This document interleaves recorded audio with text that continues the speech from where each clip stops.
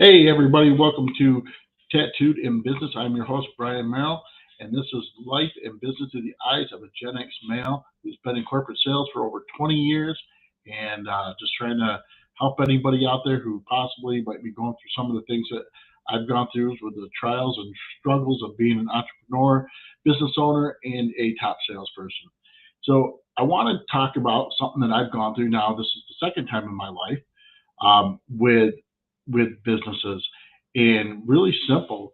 Uh, this comes about when you are going through a business venture where you are either buying an existing business out, combining with a different business, or basically taking over an existing business. So the first time I did this, uh, my partners and I, we bought an existing bar and we decided to rebrand it, shut it down, and restart it over. And this was actually uh, this weekend. Oh, what was it 5 years ago? 5 years ago this weekend when we did that. And now I'm coming back into this again with well, actually, I take it back. This is the third time I've done it. Then several years ago, about 4 years ago, um, I did a rebrand with, or a brand extension, I should say, with a current company that is really has been in the e-commerce platform for a while, and we did a brand extension with them launching a promotional products division. And then now again, I'm in a situation where we bought an existing business and promotional products and embroidering and screen printing decoration business, and we're in a very similar situation. So the first one was easy, right? First call was easy. The bar head was failing. Um, Owner wanted out, so we were completely walking into this. Uh, Rebrand was totally the way to go. We needed to create it. We wanted to try a different environment than what they had. We changed colors, schemes, everything, menu, um, atmosphere, everything.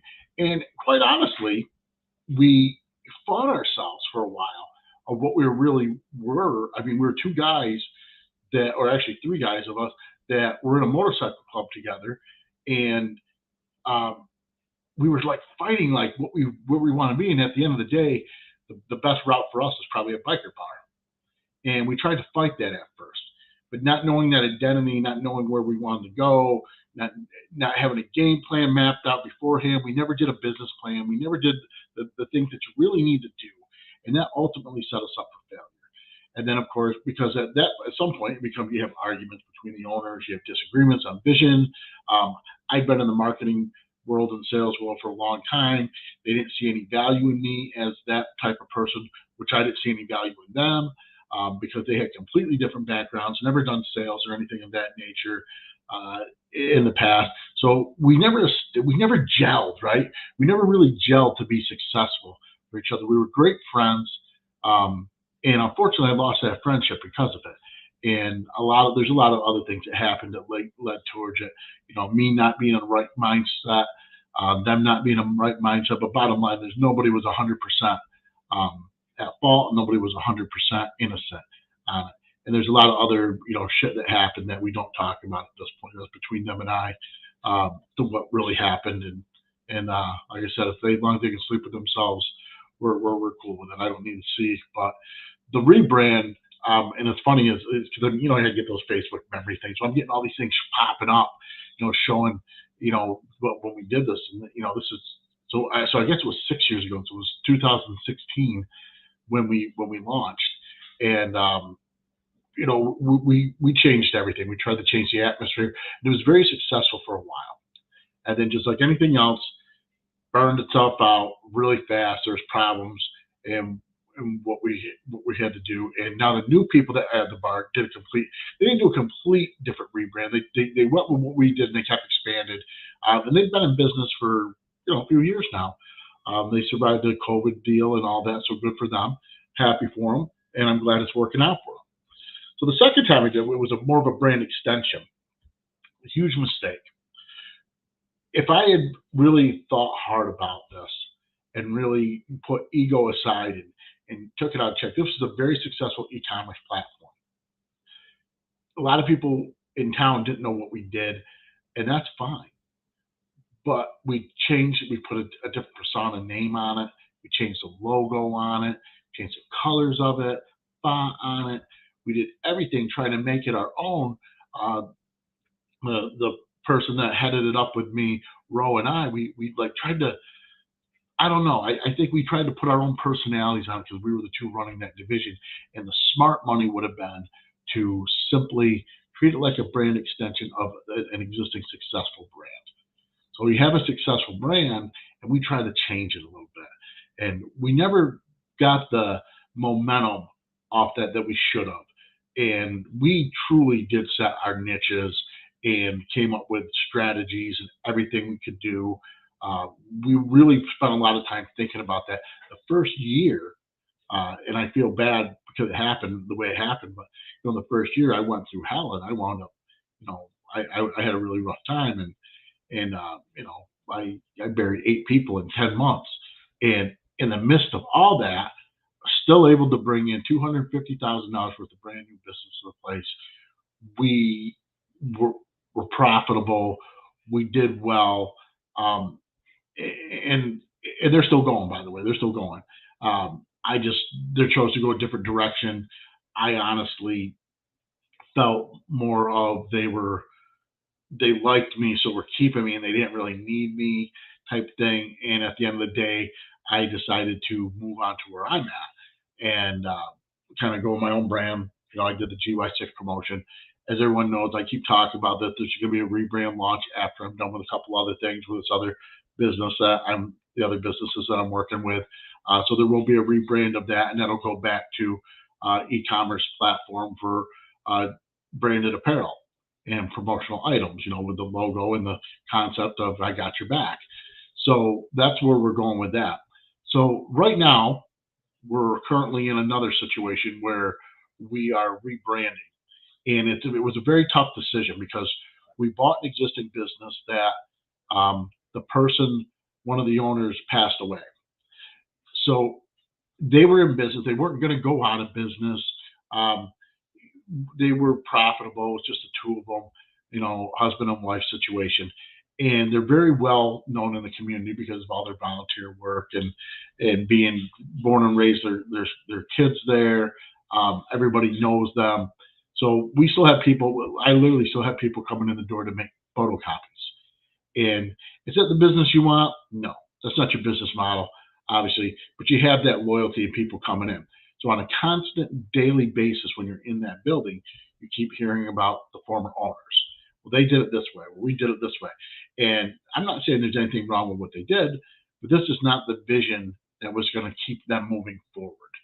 Eventually, the model that they had would not have sustained itself to keep being profitable and keep moving forward. So we purchased the business, um, and we have a commercial printing business as well. So we really get to tie everything in together. So it's really great because we're a one-stop shop, right? For business, for any type of marketing, branding, we can do it all. Anything from signage, vehicle lettering, to uh, direct mailers, uh, business cards, all your manuals that go inside with your product if you're a manufacturer, to branded apparel for your employees, branded merchandise to give away to promote your business, fanware, you name it, we can do it. Team uniforms, we do it all. We have sources overseas, plus basically overseas and domestic. So we have a great opportunity, but we're at a crossroads, right? So we have this brand that's been in this community for a long time, wasn't growing, wasn't going to grow, was stagnant. So what do? Do you rebrand it? So you got this one business right over here that's the mothership, that's very successful, been around for over 30 years, is known, has a reputation, has everything going for it, but not both owners are into this one over here. The main owner has this one, and the main owner has this one. So we have to have a separation. So we always have to have a separation there. That's a problem, right? Because the perfect world would be to take this one, right, that's been dominant for 30 years and make that brand extension off it. That way you have, you know, a nice feed. It's a natural transition with the client base to add on to where they're at, and then have a one staff sells all. So that's very difficult to do right now because we have a division of there. However, we struggle with this. So I'm not used to being in the retail space. I've been on the B2B side for a long time. E-commerce is not the same as a traditional retail brick and mortar shop. So I feel that we're putting together a great team. I really do. The enthusiasm from the employees, or I hate saying employees. I'm going to say the team. The enthusiasm from the team has been like, stressful but good. You know what I mean? It's like we have these growing pains, and we talk about these growing pains and how we're going to change and what we want to do. So I come up with this concept, and I presented it to everybody, and everybody seems to be on board. Everyone seems to like it. I don't know if we're going to go that route or not. But so we're always brainstorming, always thinking. We try to do I want to make like a little war room think tank area where we literally meet and just do that, versus just the three heads, the owner, myself, and our other manager Kevin. The three of us meet, but I want everyone to have like this opportunity to be involved in it and come up with ideas and strategies. And that's what I love about this whole concept. But we have this brand, and how do you know what to do with it at this point? Do you risk alienate your core customers that are coming in there now by changing the name or changing the whatever? We've already changed the logo, guys. We freshened the logo up. We have our LLC has the same font, same everything, but totally different name. So for those of you watching on Facebook and whatnot, so Abby Inc. Abby Inc. is our LLC. It incorporates both the print side and the promo side, right? So it incorporates everything because of the main owner, and Gina is done a hell of a job building her brand over the years, and now we're trying to build another brand. So we've come up with this concept with the help of Key Branding Lab Solutions. I quit calling you guys solutions because you guys are like solution providers, so I keep adding a little extra to your name. It's Key Branding Labs. So the guys over at Key Branding Labs came up with a great storyboard. It was almost like they were reading our mind, in all honesty, when they came up with what the concept was. And all they did is they took our personalities, they took kind of what we're about and our day-to-day stuff, and they've expanded on it. So what you're seeing is real. So you want that to translate into this brand, right? So do you change? So how do you change, right? So you have to have a transition period, and you got to have a feeler.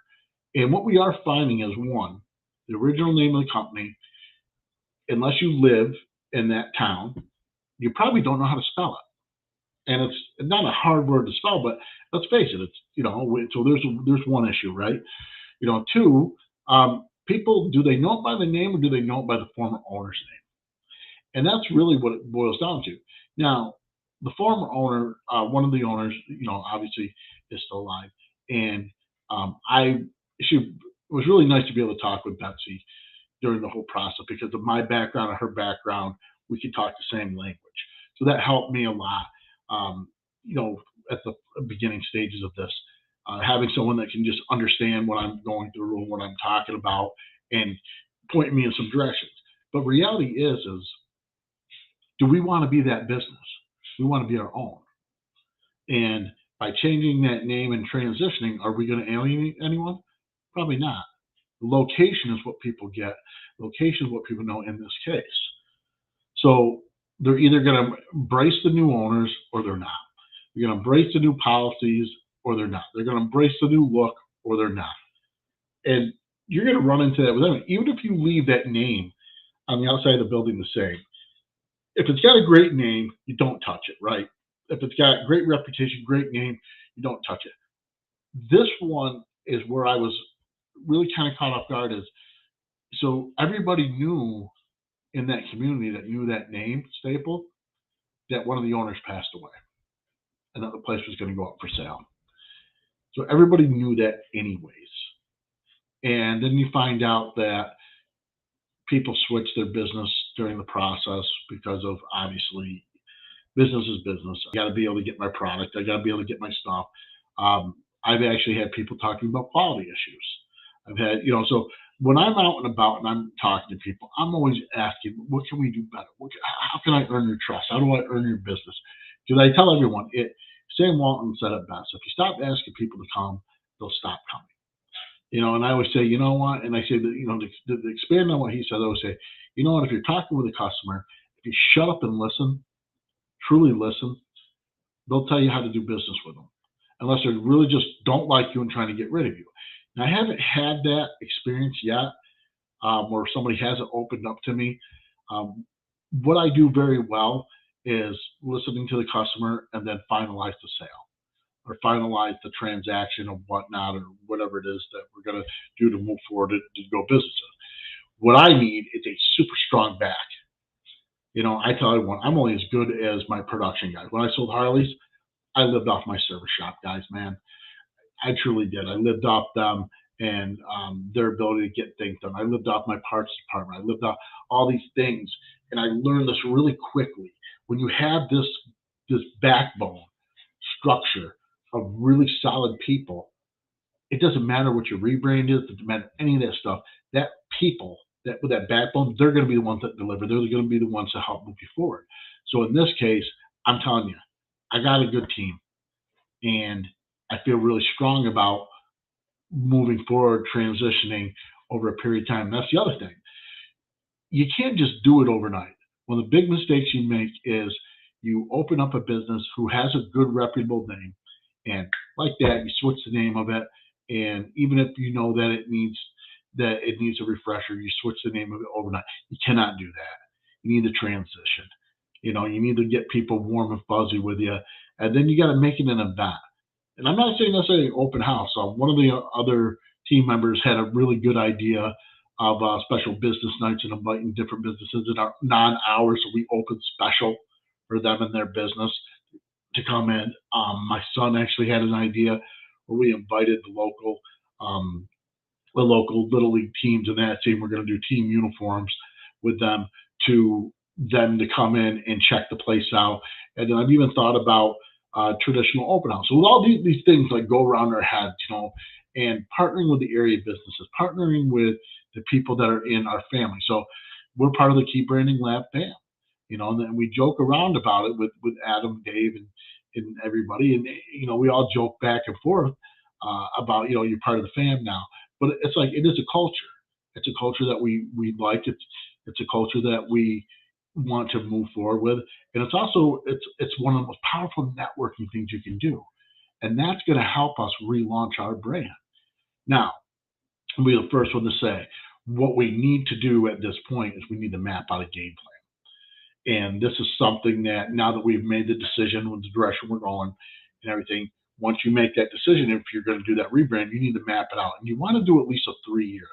I'm not talking about like a full-blown business plan, but what you want to do is put together the next 3 to 5 year structure so that when you deviate or you start to deviate at that point, you can revert back to something. Now, I'm not saying that's not going to change. I'm not going to say that you're not going to have to shift on the fly.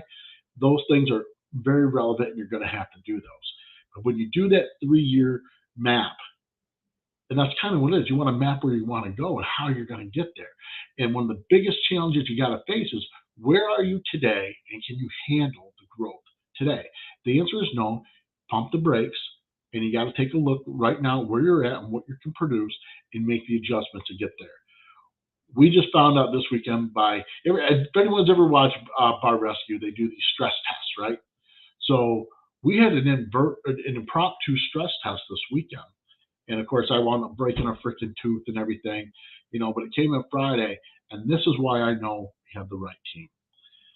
I couldn't be there because I had to get my tooth looked at and everything. The whole time I'm in contact with them down there. The owner, Gina, knows what's going on. She's taking care of another situation that she had to take care of immediately, work related, to satisfy a customer. And that team functioned. It function like a freaking well-oiled freaking machine. And having the right people at the helm makes that difference. And I literally sat there like, I'm huge on these after action reviews. You guys don't even know I call them that, but like, so I'm on the phone with the manager Kevin. He brings me up to speed what's going on. Then I get on the phone, and Freddie calls me, our head of production, and he breaks it down to me what happened during the day. I said, hey Freddie, go just I need to crunch some numbers in my head here. I'm like, how long did it take you to run? From the time you burned the screens to the time you finished up today, how long did it take you to do it? And um, and how many units did you pump out? Which it was way more than I thought he did, by about 300 shirts more than what I thought he did. And he broke down the numbers, which was less than what I figured. And then after I said, oh my God, I said, guys, we're in profit. So now I know that our numbers that we originally came up with how to structure our pricing is accurate, because what most people do in our industries, they have these numbers and they don't cover their costs. They don't cover, they're losing. They don't understand why. And they have to make all these shifts and adjustments. Now, our pricing's in line with all of our competitors. And that's how we know that we're in the right, for our pricing. Now, buy a brand new building or move to a different building, you buy brand new equipment, anything like that, your numbers are going to change. Of course, it's going to take a little time, whatnot, to make sure all that's in line. But it's all part of the fun, man. I tell everyone, when you go into business, it's not for the faint of heart anyhow. Now, when you go in and you try to do a rebrand and a relaunch, you better have some fucking stones, man. You better have some stones. You better be ready for a lot of freaking hard questions coming from people. You better be have some pretty thick skin for some of the feedback you're going to get. And you need to understand, one, you're not going to please everybody, but what you need to think about when those 5 or 6 naysayers are jawing at you, what's the big picture look like? Are you going to expand? Are you grow? Did you want to change your customer base? And don't take this wrong. I like the people. I really do. I think it's a great community. But most of the people, everyone knows the 80-20 rule, right? 80% of your business comes from 20%, and 20% of your business comes from 80%. 80% spent time with gives you 20% of your business, but the 20% of your business or time that you're spending with someone produces 80% of your money. It's so true to form. Most of the people that are going to give you the negative feedback in this type of situation are probably the 80% that's taking up your time versus the revenue they're generating. So you have to make a really hard call there. One of the things I told a salesperson when I first started over as a sales manager, and I never thought she listened to me until she said it back to me. I said, how many accounts do you have? And she says, oh, like 25, 30. I said, okay. So you got 25, 30, and what are you booking? She tells me what she's booking. And not very impressive number, by the way. 20 to 30, it should have been about 25 times what she was booking. And I sat there and said, okay, well, who's your top account? Who's your this? So I broke it down. I looked at her and I said, do you value your time? And I said, well, of course I do. And I said, okay, so here's my problem. And hers wasn't even 80-20. It was more like a 95-5. So 5% of her business was coming from the 95% that she was spending time with. And 95% of her sales was coming from the people that she spent 5% of her time with. And this is a little exaggeration, of course. But what I said to her, I said, if they're not spending X amount of dollars with you, then they're not worth your time. I said, this is going to be the hard part. I said, you're going to need to take a look at a mirror. And I said, and you're going to take a big name company even that's on your list. And I'm just going to make up one. I'm going to make up one that we don't have a national company, right? So I'll say Halbert. You know what I mean? Really great big well drillers, right? Everyone kind of knows about these guys at some point. But anyhow, so these guys spend nothing with you. They spend $1,000 a year. But because they're a big name, you want to keep chasing them. You want to keep going after them and all this.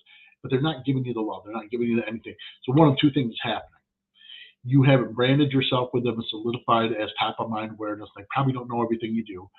Or reality is this: they're gonna send you whatever business they're sending you anyhow, and they're the ones that you call once or twice a year. Then you take the one that spend the most out of most with you, and you need to take a look at that. And it maybe it doesn't have a great big name, but maybe it does. That's the one you got to spend. So I tried to convince her, look, if you spend less time with these small ones, they're going to call you anyhow. You just take those orders. That be an order taker with. But these guys over here, find out, dig deep, find out what you can do with them and where their connections are, and then work on everything that.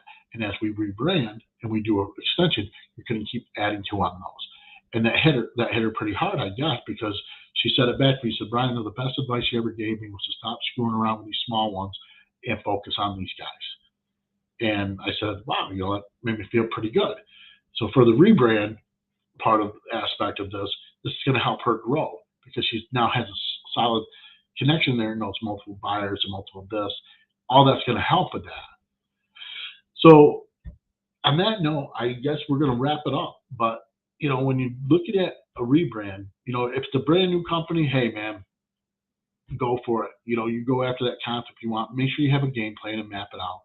Even with a rebrand, you need to make sure you have it mapped out. Biggest mistake I made right off the get-go, if we never put in writing a direction in that bar where we wanted to go. We talked about a lot of things, but we never mapped it. And I'm not talking like a business agreement. I'm talking about a game plan moving forward and how it was going to work. And how you're going to resolve conflict is probably a good thing to include in there. So when people aren't seeing eye to eye, how you're going to resolve that. Maybe that would have made a big difference in the first go around. Maybe it wouldn't. Maybe my partner still would have done to me what they did to me. And, and maybe my head would have checked out like it did. Who knows? But reality is it didn't have the second go around. We had that kind of stuff, but made a bad decision as a rebrand. Didn't need to do a rebrand. This time, we're putting it in writing. We're mapping it out. We've committed to the rebrand in a time frame of which we're going to do it because we realize that it takes time and to invest back in and slowly into it. And people that are walking and going, oh my God, what do you do? And I'm talking also, these guys are like, this team is like kicking ass over there about just redoing the store inside and everything. And you know what? People are receptive to it. And that the more receptive, they're going to keep coming in. And that's when you start slowly launching and slowly transitioning and educating your customer and how you're going to do business moving forward, and how you're going to change the name or whatever it is you're going to do, and the condition to go to this website, look for these things. That's what a true, well thought out rebranding looks like. All right. So everybody have a great Sunday. Hey, if you haven't watched the NCAA tournament, this is probably one of the best tournaments I've seen in quite some time. You really missed out. Unfortunately, Duke got knocked off, so I lost my number one stance in our pool. But hey, it was a lot of fun. UNC versus Kansas. I've always been a Tar Heel guy, so obviously I'm rooting for the Tar Heels here. So everyone have a great day. And again, this is Tattooed in Business, and I'm your host, Brian Merrill. If you can get anything out of this, or you know anyone, please like, share, and send me an email, send me a comment. Love to hear from you. Everyone have a great week.